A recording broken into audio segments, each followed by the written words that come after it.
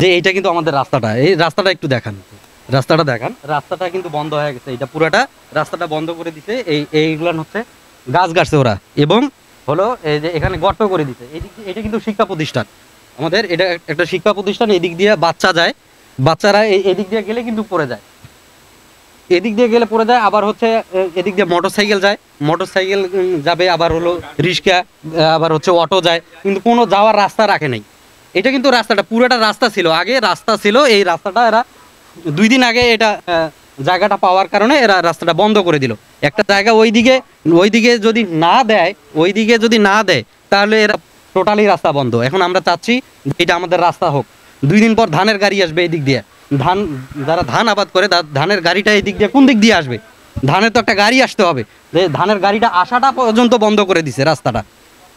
আমরা চাই যে এটা 10-এর রাস্তা, 10-এর একটা প্রতিষ্ঠান আছে, 10-এর বাচ্চারা যাবে এই দিক দিয়ে এবং 10-এর মানুষ চলাচল করতে পারবে। এই জন্য আমরা এই চাচ্ছি যে এই রাস্তাটা আগে যেমন ছিল এইভাবে একটা রাস্তা তৈরি হোক।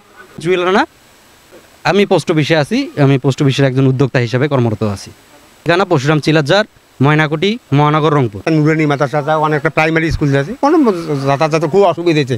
তা আমরা সুস্থ তদন্ত সমাধান চাই চলছে। এখানে রাস্তা কেন বন্ধ করা হলো, এটা একটা সুস্থ সমাধান চাই। আমরা তো স্বাধীনতার পর থেকে আমরা এই রুট দিয়ে চলাচল করি, হঠাৎ যে কেন বন্ধ হলো সেটা তো বলতে পারি না।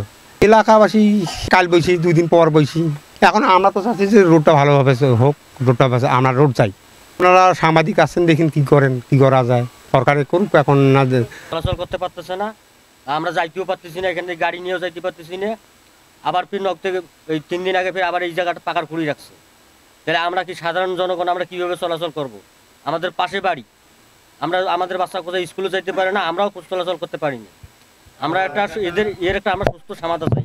জায়গা প্রতীক সম্পত্তি ঠিক আছে, কিন্তু এই রাস্তাটা মনে করো স্বাধীনের পর থেকে আমরা চলাচল করি। এই স্বাধীনের পর থেকে এই রাস্তা চলাচল করার পরে হঠাৎ করে রাস্তা মাস 2 আগে বন্ধ করে দেবে, এটা কোনো কথা হইলো? এই বর্ষার সিজনে আমরা অনেক ভোগান্তিতে পড়ছি এই রাস্তায়। একবারে মনে করছে গাড়ি নিয়ে যাওয়া যায় না, রাস্তা এখানে পাকার খুঁড়ি রাখছে। তাহলে আমরা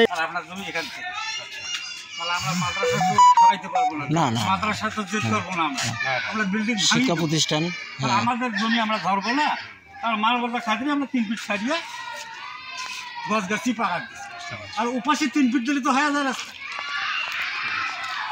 ঠিক আছে কথা, মানে বিষয়টা এখানে এরা ছাড়ছে, কিন্তু হইলো ওরা আবার ছাড়ে নাই।